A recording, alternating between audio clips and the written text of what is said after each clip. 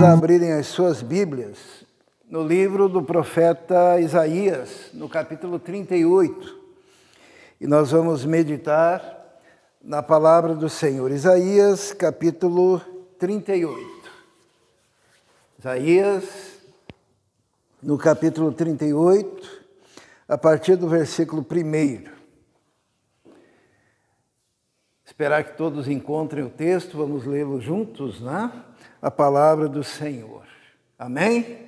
Todos encontraram? Diz assim: naqueles dias, Ezequias ficou doente à beira da morte. O profeta Isaías, filho de Amós, foi visitá-lo e lhe disse: assim diz o Senhor, ponha a casa em ordem, porque você vai morrer. Você não se recuperará. Ezequias virou o rosto para a parede e orou ao Senhor. Lembra-te, Senhor, de como tenho te servido com fidelidade e com devoção sincera, e tenho feito o que tu aprovas. E Ezequias chorou amargamente.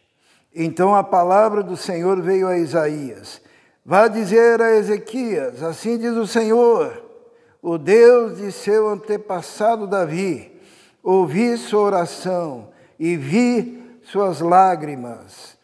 Acrescentarei 15 anos à sua vida.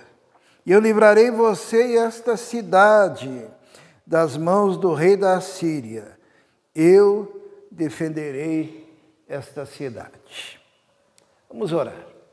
Senhor, pedimos agora que o Senhor fale conosco, que o Teu Santo Espírito opere nos nossos corações, ó Deus, que estejamos capacitados para ouvir a Tua voz e também para transmitir a Tua mensagem. Esteja nos abençoando, esteja envolvendo este culto, que o Teu Espírito Santo esteja operando de forma intensa, Senhor, em cada vida, esteja agindo, ó Deus. Trabalhe na mente, trabalhe no coração, trabalhe no interior de cada um. Nós te pedimos isso, Senhor, em nome de Jesus. Amém. Amém. Então, o que diz aqui? Põe a tua vida em ordem. Foi o que foi dito ao rei Ezequias através do profeta Isaías. Põe a tua casa em ordem, porque você vai morrer. Já pensou você receber um profeta na sua casa com uma notícia dessas, né?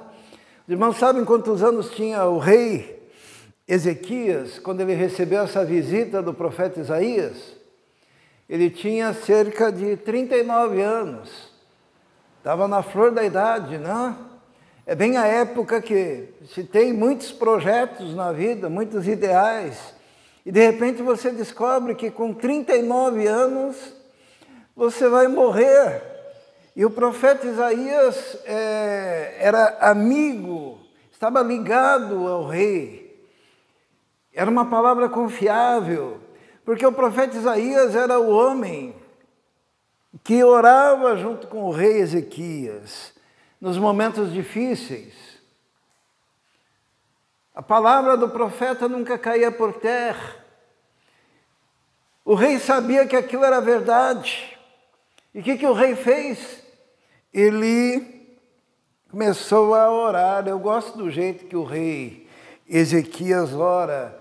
Eu tenho aprendido a orar, como nós encontramos aqui na Bíblia. Os irmãos percebem que ele argumenta com Deus. Ele diz assim, no versículo 3, lembra-te, Senhor, de como eu tenho servido o Senhor com fidelidade e devoção sincera, e tenho feito o que tu aprovas. E Ezequias chorou amargamente. Ele conversou com Deus, falou: Senhor, olhe para mim, eu tenho agido corretamente.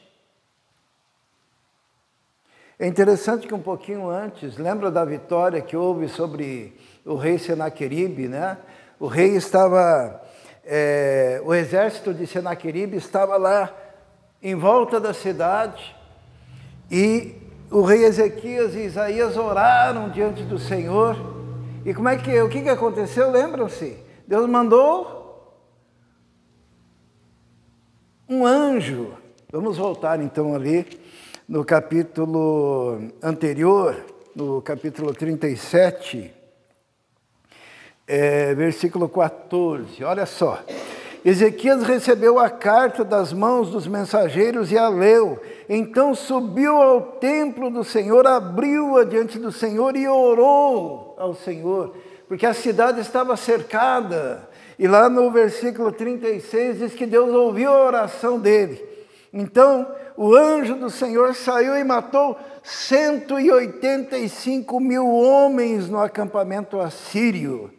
Quando o povo se levantou na manhã seguinte, só havia cadáveres. Assim Senaqueribe, rei da Síria, fugiu do acampamento, voltou para Nínive e lá ficou. Então esse rei era aquele que já tinha visto a mão de Deus, já tinha visto o poder de Deus. Era um homem que sabia orar, que orava argumentando com Deus, e tinha essa intimidade com Deus, e chorava na presença de Deus.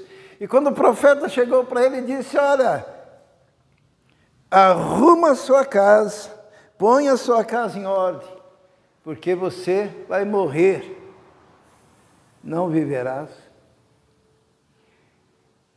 Ele se coloca diante de Deus, e Deus lhe dá mais 15 anos.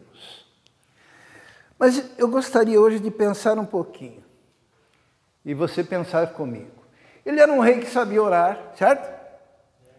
Ele era um rei que tinha visto um milagre extraordinário de Deus mandar um anjo e acabar com 185.000 homens do exército inimigo. Ele tinha visto o poder de Deus se manifestar.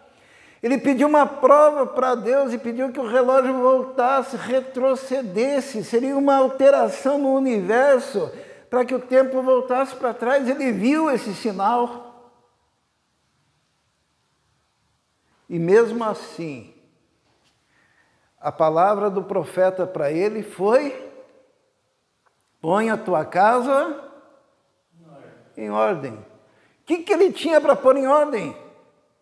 Ele era um homem de fé, ele era um homem de oração, ele era um homem que via milagres, ele era um homem que Deus atendia. Será que tinha alguma coisa na vida dele que precisava ser tocada? Que precisava ser mexido, que precisava ser transformado? Muitas vezes acontece conosco também, né? A gente chega diante de Deus, mas eu sou tão correto. Senhor, mas eu tenho andado tão justamente diante do Senhor, eu sou dizimista, eu sou ofertante na sua casa, eu não falto um culto, o Senhor tem respondido às minhas orações. Será que tem coisas ainda, mesmo assim, para colocar em ordem na nossa casa? O que será que havia com esse rei, que Deus o tocou dessa maneira e agiu assim, dando-lhe essa ordem: arruma a tua casa? Deus lhe deu 15 anos a mais, né? A gente não sabe quanto tempo mais nós vamos viver, né? Talvez eu tenha mais 5, mais 10, mais 15, mais 20, nós não sabemos. Mas uma coisa nós sabemos, que Deus deu ao rei 15 anos, e nesses 15 anos ele teve a oportunidade de colocar em ordem a sua casa. E o restante dos anos da nossa vida também é a oportunidade de colocarmos em ordem a nossa casa. Vamos aprender aqui com o rei o que aconteceu nesses 15 anos que Deus lhe concedeu, né? A casa que ele tinha que colocar em ordem era a sua casa, em primeiro lugar, a sua casa interior, assim como todos nós. Existem aspectos da nossa morada, que é o nosso corpo, porque nós temos um corpo, nós temos uma alma, nós temos um espírito, e muitas vezes interiormente nós temos problemas seríssimos que precisamos colocar em ordem. Uma das notas mais tristes na vida do rei Vamos ler lá em 2 Crônicas, no capítulo 33, segundo livro de Crônicas, capítulo 33, olha que tristeza nós encontramos. Segundo Crônicas, no capítulo 32, melhor dizendo, no versículo 24. Segundo livro de Crônicas, 32, 24, diz assim, ó. Naquele tempo Ezequias ficou doente e quase morreu, e orou ao Senhor, que lhe respondeu dando-lhe um sinal miraculoso. Agora olha o versículo 25. Mas Ezequias tornou-se orgulhoso e não correspondeu com o que foi tratado. Por isso, com a bondade com que foi tratado, por isso, a ira do Senhor veio sobre ele, sobre Judá e sobre Jerusalém. Deus lhe deu 15 anos, mas ele não correspondeu à bondade com a qual ele foi tratado. Ele não fez jus a esses 15 anos, porque ele não se permitiu trabalhar o seu interior, o seu coração. O que diz esse texto? Que esses 15 anos que ele teve a mais, o coração dele se tornou orgulhoso. Vamos voltar lá para Isaías, no capítulo 38. Diz a palavra de Deus que ele recebeu uma visita, né? Isaías, capítulo 38.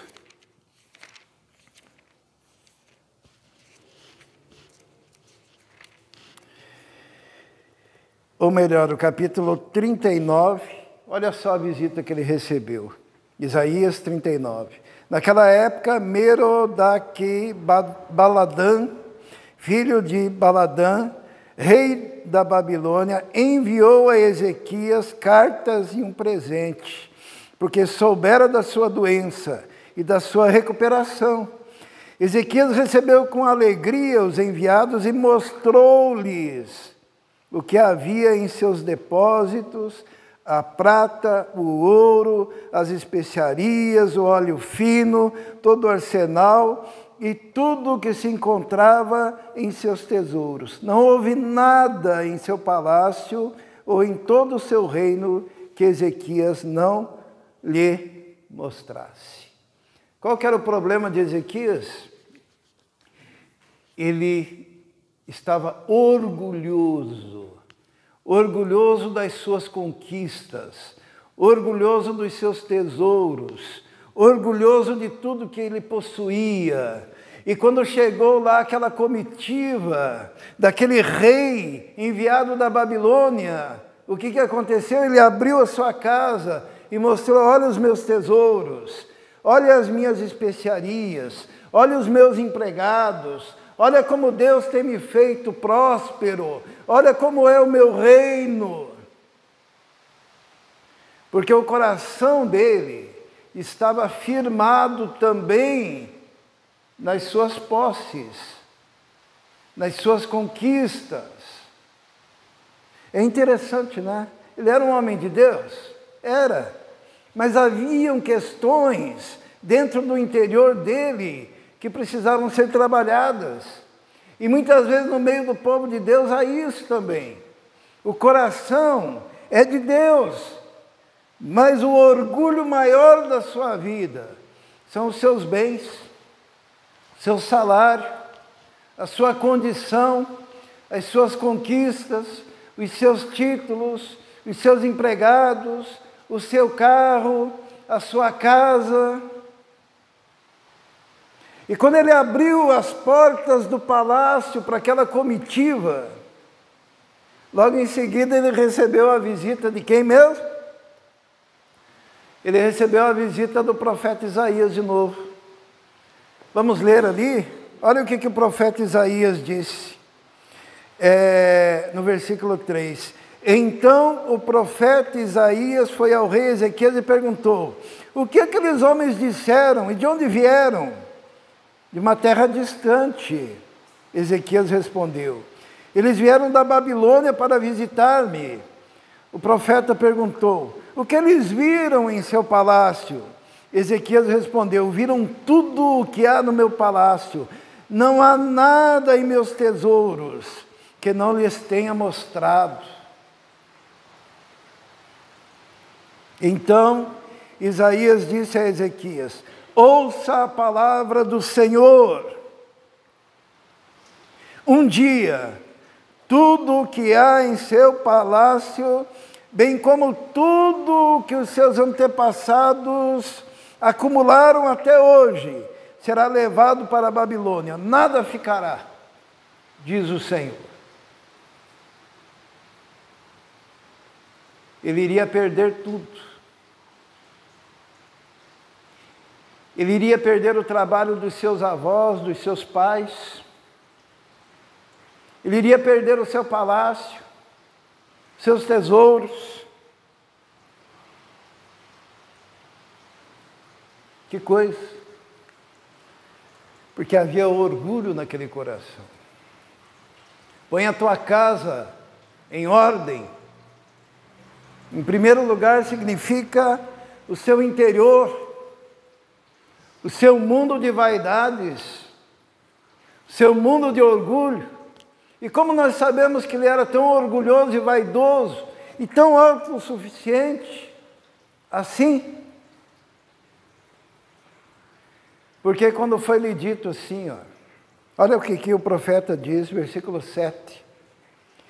Alguns dos seus próprios descendentes serão levados e se tornarão eunucos no palácio do rei da Babilônia. Sabe o que significa isso? Significa que o profeta estava dizendo, por causa da sua atitude de orgulho, por causa da sua vaidade, a sua descendência será comprometida. Sabe o que significa ter filhos que se transformam em eunucos? Os irmãos sabem o que é um eunuco, né? Eunuco era aquele indivíduo que era levado e era castrado para cuidar da rainha no palácio. O que o profeta Isaías está dizendo, olha, a sua geração vai acabar aqui. O teu futuro, e o futuro da tua família, e o futuro do teu povo, será comprometido.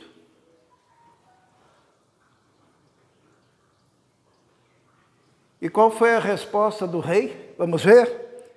No versículo 8. O que ele disse para o profeta Isaías?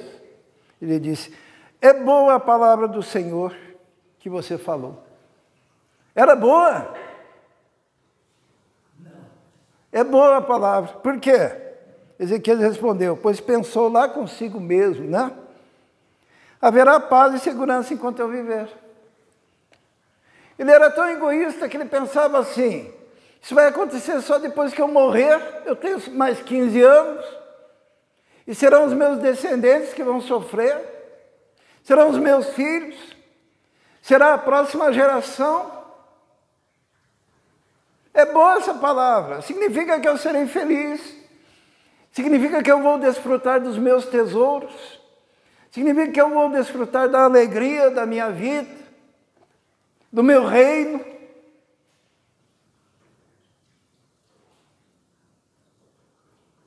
E a família? E os filhos? E a próxima geração? Os irmãos sabem que a próxima geração, o que aconteceu? Foram cativos para a Babilônia. Ficaram escravos na Babilônia, exilados por 70 anos. Mas é boa essa palavra. Afinal, não vai me atingir. Quando Deus manda o profeta dizer, ponha em ordem a sua casa, é para pôr em ordem o seu mundo interior. Porque quando você tem o seu mundo interior, o seu coração afetado pelo egocentrismo, pela vaidade, pelo materialismo. Você não está destruindo somente o seu mundo interior, mas você está destruindo a vida dos outros.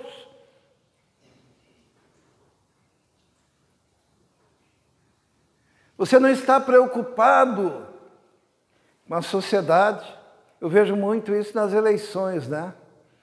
Porque quando você toma uma atitude eleitoral hoje, isso pode repercutir por décadas, décadas, décadas e gerações.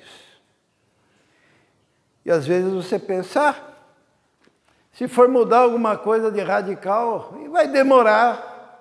Quem vai se ferrar, com perdão da expressão, são os meus netos, os meus bisnetos. Está lá na frente. Enquanto eu viver, eu posso fazer minha faculdade, eu posso ter o meu emprego, né? Eu ainda vou conseguir sobreviver.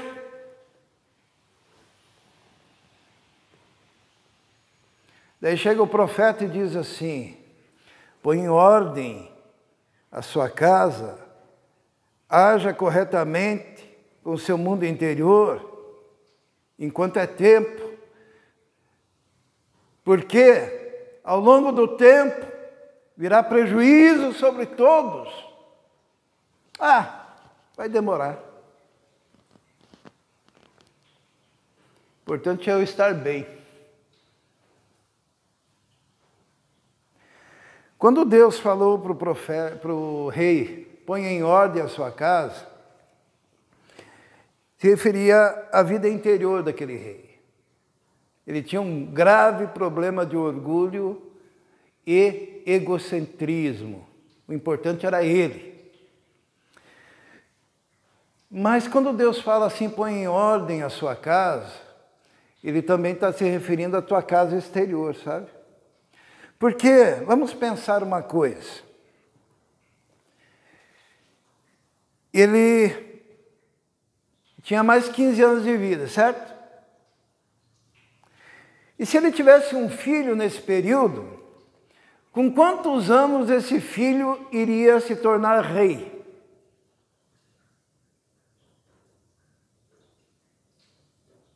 Matemática. O filho que ele teve nesse período, ele se tornou rei com 12 anos de idade. 12 anos. Por quê? Porque Ezequias morreu e o seu filho Manassés reinou em seu lugar, com 12 anos de idade. Olha só a importância de colocar em ordem também a nossa casa exterior. Porque esse filho que ele teve nesse período foi uma desgraça. Ele era um grande rei. Profissionalmente, trazendo para os nossos tempos, ele era uma pessoa muito bem-sucedida, respeitado por todos, um conquistador, um líder, um administrador. Mas quando se referia à sua própria casa, ele era um desastre. Porque o maior empreendimento da vida dele, naquele período, seria preparar o menino para ser rei. O maior empreendimento não seria administrar os seus tesouros. O maior empreendimento não seria preparar o seu exército. O maior empreendimento não seria tornar aquela nação mais próspera. Mas o maior empreendimento que esse homem poderia fazer era educar aquela criança que ele teve nesse período para ser um homem de verdade. E o filho que ele teve, vamos ver como é que era o filho que ele teve? Segundo Reis, no capítulo 21. Segundo Reis, no capítulo 21. Todos encontraram? Diz assim. Segundo Reis, capítulo 21. Manassés tinha 12 anos de idade quando começou a reinar. E reinou 55 anos em Jerusalém. O nome da sua mãe era Efzibá. Ele fez o que o Senhor reprova, imitando as práticas detestáveis das nações que o Senhor havia expulsado de diante dos israelitas. Reconstruiu os altares idólatras que o seu pai Ezequias havia demolido. E também ergueu altares a Baal e fez um poste sagrado para Será, como fizera Acabe, rei de Israel. Inclinou-se diante de todos os exércitos celestes e lhes prestou culto. Construiu altares no templo do Senhor, do qual este havia dito: em Jerusalém porei o meu nome. Nos 2 pátios do templo do Senhor ele construiu altares para todos os exércitos celestiais. Chegou a queimar o próprio filho em sacrifício. Praticou feitiçaria, adivinhação, recorreu a médiuns e a quem consultava os espíritos. Fez o que o Senhor reprova, provocando-o a ira. Esse é o filho que ele teve nesse período. Os irmãos imaginam a quantidade de maldição que esse menino trouxe sobre aquela nação, porque ele adorava o exército dos céus. Os irmãos sabem o que é adorar o exército dos céus? É adorar os demônios. Ele adorava os demônios, os espíritos. Ele consultava médium, ele consultava feitiçaria. E a malignidade dele era tão grande que ele chegou a sacrificar o seu próprio filho.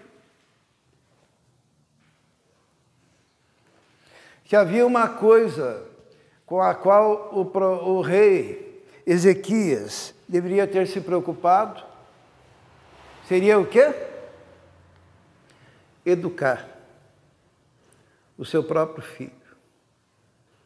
A palavra de Deus diz assim: instrui o menino no caminho que deve andar, e até quando crescer, não se desviará dele. Ele não conseguiu educar os seus filhos. Sabe o maior empreendimento da sua vida? Educar o seu filho. Talvez você diga: mas eu não tenho filho. Quando Deus concedeu mais 15 anos para Isaías, também ele não tinha. Mas se você quer educar, você tem que planejar antes. E cada jovem aqui deve entender que o seu filho, que virá, pode ser uma bênção e pode ser uma desgraça. E tudo vai depender de como você vai educar o seu filho, orientar o seu filho. Quando Deus falou para o rei: põe em ordem a sua casa, ele estava falando da casa interior, mas também estava falando da família daquele homem que precisava ser colocada em ordem, os parâmetros dentro daquela casa em ordem, para que quando viesse essa criança, ela aprendesse os caminhos do Senhor, ela aprendesse a andar com o Senhor, ela aprendesse a obedecer ao Senhor. E é interessante que esse menino começou a reinar com 12 anos, e 12 anos era a idade em que o menino judeu, ele já tinha pleno conhecimento dos textos sagrados. Os irmãos se lembram que Jesus, com 12 anos, ele foi até o templo discutir com os doutores. Era um rito de passagem e de comprometimento com Deus. E houve esses anos a mais de vida que Deus concedeu para o rei, houve mais essa falha. Porque o maior empreendimento que alguém pode fazer é na orientação dos seus filhos. A coisa foi tão terrível que a influência de Manassés se estendeu pelas próximas gerações. Talvez nós não entendamos, nós que temos filhos, né? A Marilda tem filhos, a Bia, o Romildo. Às vezes nós não entendemos que existe uma responsabilidade de gerações nas nossas mãos. Os irmãos se lembram, o Israel falou de Abraão, né? Se Abraão errasse na educação de Isaac, e se Isaac errasse na educação de Jacó, os irmãos estão vendo? Quando Deus aparece na Bíblia, ele diz: eu sou o Deus de Abraão, de Isaac e de Jacó. Agora, se você for egoísta, você vai pensar: o importante é enquanto eu estou vivo, o importante é enquanto eu estou aqui, o importante é eu ser feliz, é eu ser bem-sucedido, eu dar comida boa para o meu filho, dar um carro para ele, dar uma boa escola. Mas e os valores do reino de Deus, que precisam ser implantados ali, para que ele passe para os seus filhos também? Põe em ordem a sua casa, porque morrerás, não viverás. A gente às vezes pensa: nossa, que notícia terrível, né? Os irmãos sabiam que se eu chegasse para qualquer um dos irmãos e falasse assim: põe em ordem a sua casa porque morrerás, eu estaria falando o óbvio, né? Quem é que não vai morrer? Levante a mão, por favor. Hã? Põe em ordem a sua casa. Não sei quanto tempo que Deus te deu a mais, partindo do dia de hoje.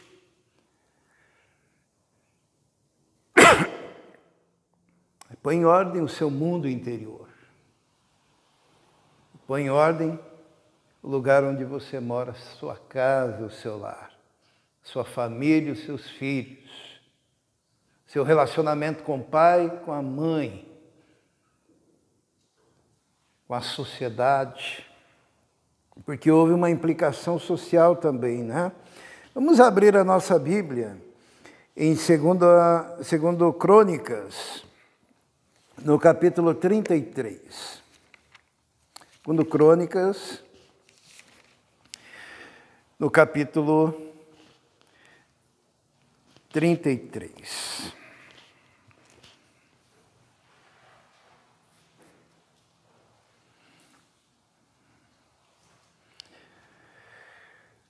A partir do versículo 9, o que diz ali?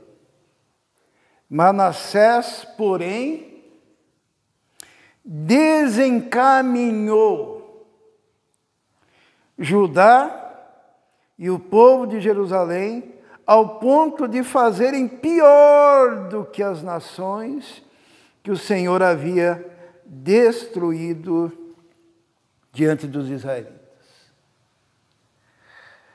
Existe uma responsabilidade que é corporativa, que é do todo. Os irmãos sabiam que se eu ensinar aqui na igreja heresias e coisas erradas aos jovens aqui, eu poderei estar desencaminhando as próximas gerações? É um efeito cascata, meus irmãos. Manassés desencaminhou. O pai dele não educou, não ensinou nos caminhos do Senhor, e ele próprio, como rei, como líder, desencaminhou o resto. E quantas vezes nas igrejas surgem os malucos, porque foram mal ensinados, e sai daí um líder para lá, e sai dali outro líder para lá, e um que se diz profeta para lá, porque não aprendeu o caminho do Senhor, e ele desencaminha uma geração porque marca a data da volta de Jesus, desencaminha outra geração porque ele ensina que não existe Trindade Santa, e desencaminha outra geração porque começa a falar do sono da alma, e desencaminha outra geração porque fica falando que salvos são apenas 144 mil, e desencaminha outra geração dizendo que o líder tal é o Elias que havia de vir, e a trombeta do Apocalipse, e desencaminha outra geração porque diz que é profeta e faz plágio de livros de terceiros e diz que aquilo lá é consagrado e inspirado. Os irmãos estão vendo a responsabilidade corporativa. Nós vivemos uma época cheia de seitas. Cheia de seitas. E sabe a origem dessas seitas? Grupos protestantes. Se você for lá para o mormonismo, você vai saber que teve um cara chamado José Smith, que era de uma igreja. Aprendeu errado, falou errado, disseminou, e agora a gente tem igrejas adorando aquele Deus dos Mormons em todo o mundo. Por um descaminho. Se você pegar Russell,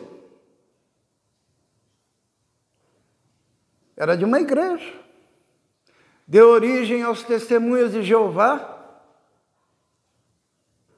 que hoje são os russelitas, que não acreditam na divindade de Jesus.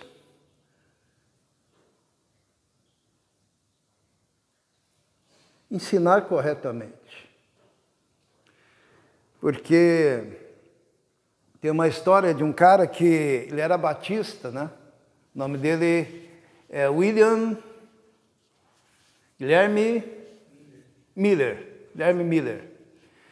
Ele era na verdade ele era um líder batista, da igreja batista, e ele se encantou com o livro de Daniel, começou a ler, daí pegou a maquininha calculadora dele, eu estou só ilustrando, começou a fazer conta, começou a marcar a volta de Jesus, e marcou a volta de Jesus, e daí todo mundo foi para o monte lá, se vestiu de branco, eles vendiam suas propriedades, porque Jesus ia voltar naquele dia tal, naquele ano. Era um crente. E daí Jesus não voltou. Que decepção, né?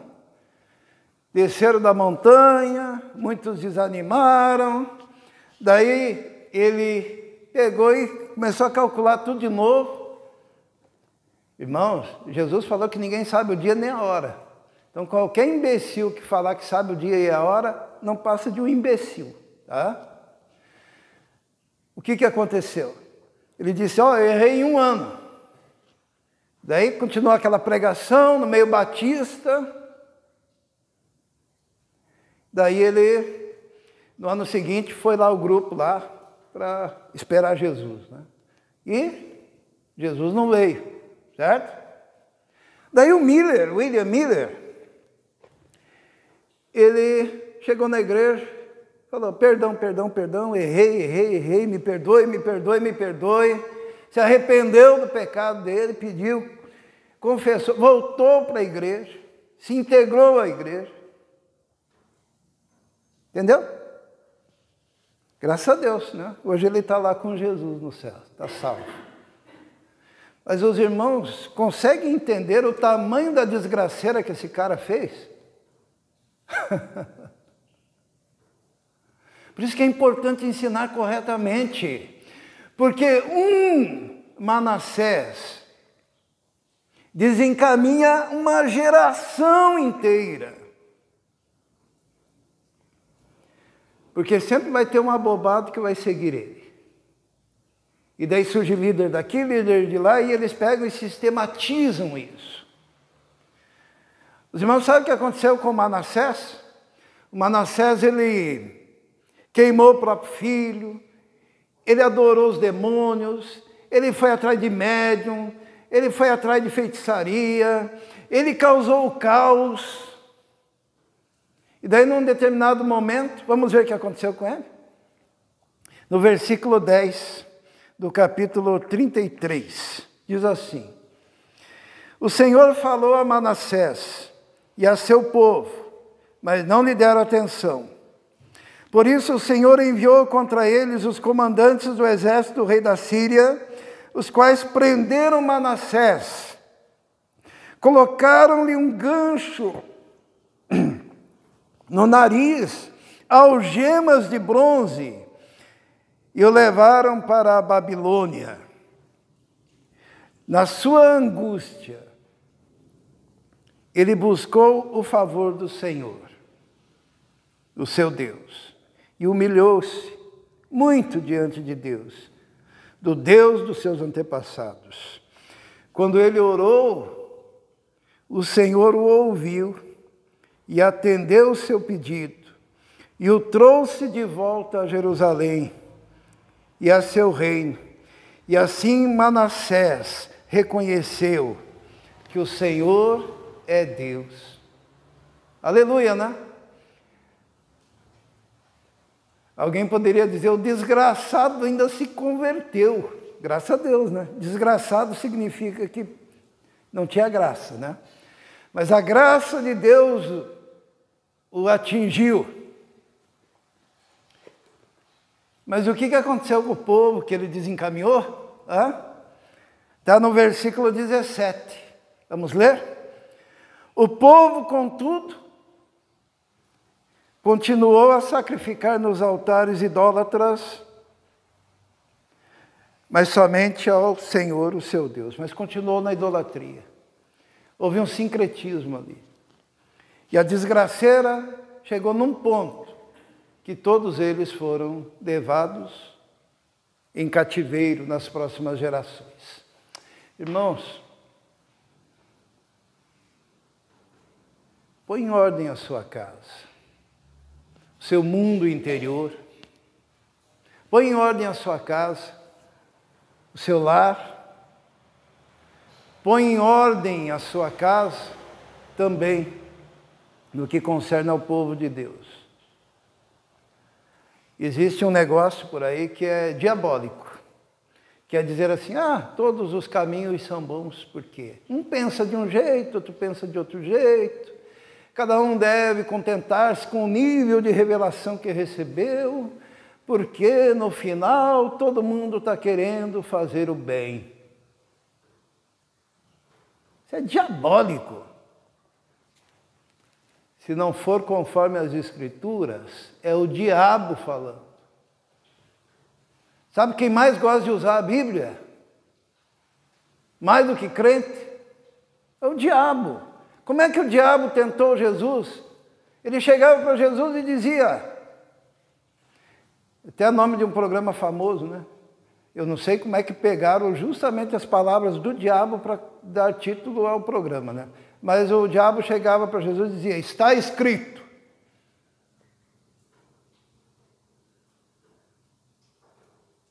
Estava? Estava.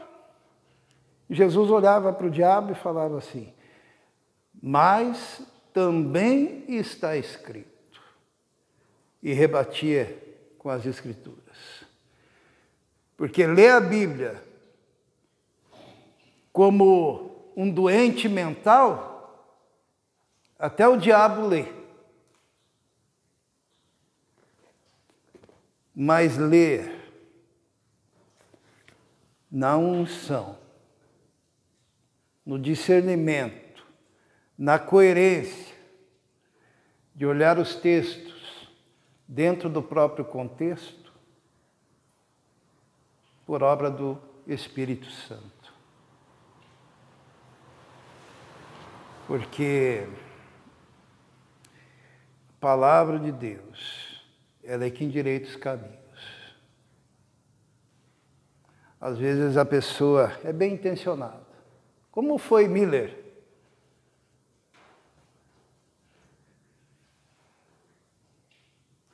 Mas imagine o estrago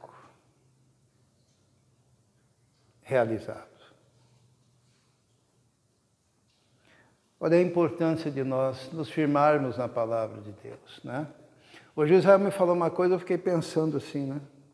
Ele foi visitar um lugar, não vou dizer que lugar foi, mas ele disse assim, tem bastante gente lá, então o pastor não pode falar de forma mais profunda porque ninguém fica. Eu fiquei muito triste com isso. Porque o que a Bíblia nos ensina é falar na profundidade que o Espírito Santo dá. Palavra de Deus. Quer ouçam, quer deixem de ouvir. Quando eu era seminarista, quando a pregação era rasa, os colegas diziam, foi dar palha para o povo, hein? Em vez de dar alimento, foi dar palha. E o povo de Deus não pode viver de palha. Tem que viver na profundidade da palavra de Deus, das Escrituras Sagradas. Que sem isso, jamais verão a verdadeira vida que há em Cristo Jesus. Põe em ordem a sua vida. Põe em ordem a sua casa.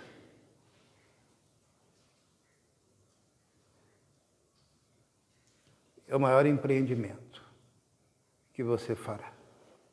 Vamos orar.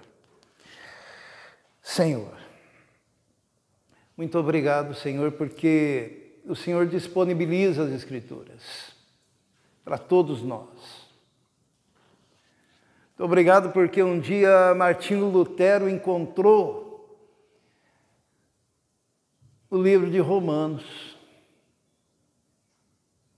e a leitura debaixo da orientação do Teu Espírito promoveu o maior avivamento dos nossos tempos. E hoje nós somos o resultado deste avivamento. Obrigado pela Tua palavra. E obrigado pelo Teu Espírito que ilumina a palavra. Pedimos que essa orientação do Teu Espírito esteja em cada coração.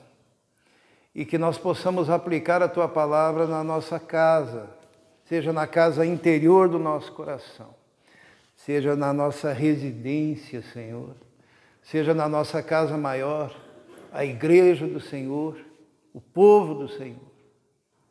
Mas que em tudo nós possamos reconhecer a Sua soberania, a Sua graça e poder. Em nome de Jesus. Amém.